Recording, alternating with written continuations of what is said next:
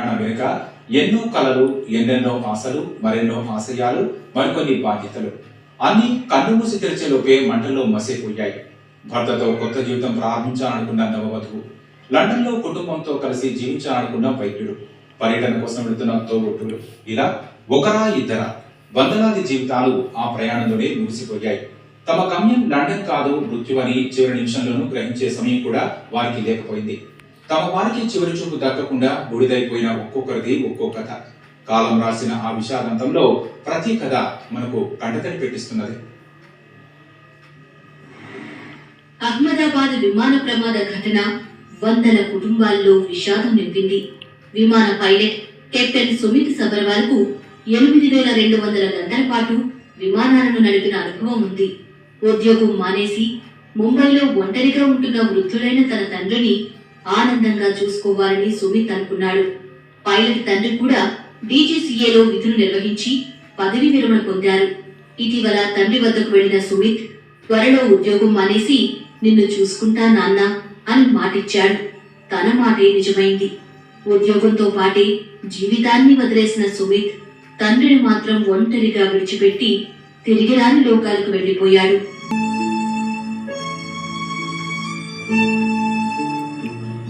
కూలిన విమానానికి first officer గా వ్యవహరించిన క్లైవ్ కుందర్ తల్లి ఎయిర్ ఇండియాలో విమాన సహాయకురాలిగా విధులు నిర్వర్తించి రిటైర్ అయ్యారు.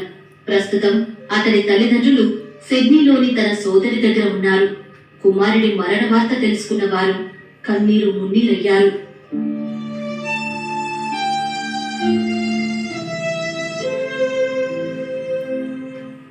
రాజస్థాన్లోని బాన్సువాడాకు చెందిన డాక్టర్ల కుటుంబం కథ ప్రతి ఒక్కరిని కంటతడి పెట్టిస్తోంది.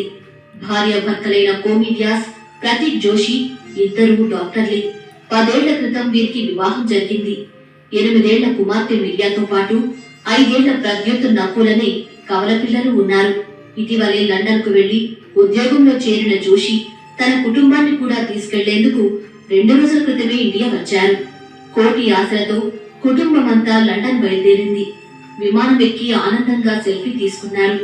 కొన్ని నిమిషాల్లోనే ఆ 5గురి ప్రాణాలు గాల్లో కలిసిపోయాయి.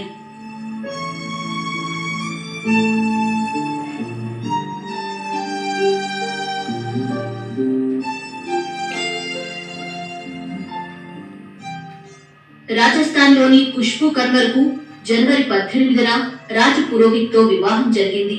లండన్ లో వైద్యుడిగా పనిచేస్తున్న భర్తతో కలిసి కొత్త జీవితం ప్రారంభించాలని అన్ని ఏర్పాట్లు చేసుకుంది. లండన్ వెళ్లే ముందు కుటుంబాన్ని విడిచి వెళ్లలేక విలపించింది. తర్వాత తండ్రితో కలిసి వెళ్లి ఎయిర్పోర్ట్ లో ఫోటో తీసుకుంది. కానీ ఆ ఫోటోను చూస్తూ తన కుటుంబం జీవితాంతం బాధపడుతుందని ఆమెకప్పుడు తెలియలేదు. ఎన్నో ఆశలతో నవ్వుకుంటూ విమానంలోకి అడుగుపెట్టింది. కొన్ని నిమిషాల్లోనే అర్థాంతరంగా తనువు చాలించింది.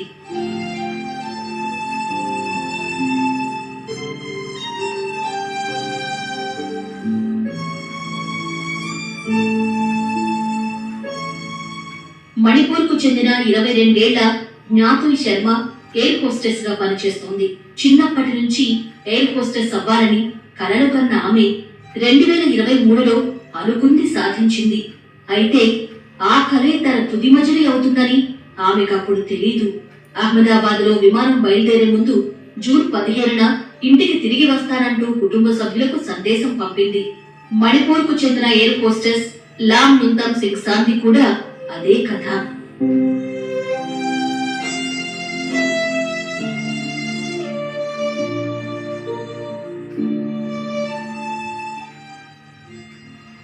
విమానంలోని 242 మంది ప్రయాణికుల్లో కేరళ పతనంతిట్టకు చెందిన 39 ఏళ్ల నర్సు రంజిత గోపకుమార్ ఒకరు. లండన్ లో నర్సుగా పనిచేస్తున్న ఆమె సొంత ఇంటి నిర్మాణం కోసం కొన్ని రోజుల క్రితమే కేరళకు వచ్చారు. 2 పిల్లలు, తల్లిని అందులో చూసుకోవాలని రంజిత కలలు కంది. ఇక లండన్ లో ఉద్యోగం మానేసి తిరిగి కేరళలోనే ఉద్యోగం చేయాలని నిర్ణయించుకుంది. అందుకు పూర్తి చేయాల్సిన పనుల కోసం లండన్ కు తిరిగి వెళ్తోంది.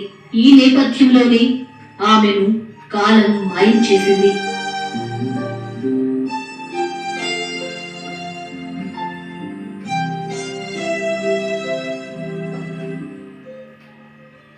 నిశ్చితార్థం చేసుకునేందుకు గుజరాత్కు వచ్చిన భూపతి పటేల్తో పాటు ఉన్నత విద్య కోసం లండన్ వెళుతున్న అన్నా చెల్లెళ్లను విధి వంచింది.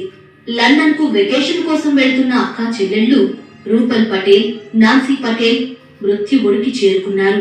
కినాల్ మిస్త్రీ, మనీషా తాపా, అపర్ణ, రోషిని, రమేష్ భాయ్, రిద్ది, సింగ్సాన్, లాభోబెన్ ఇలా ఒక్కరు కాదు, ఇద్దరు కాదు, వందలాది కుటుంబాల్లో జూన్ 12వ తేదీ విషాదం నింపింది.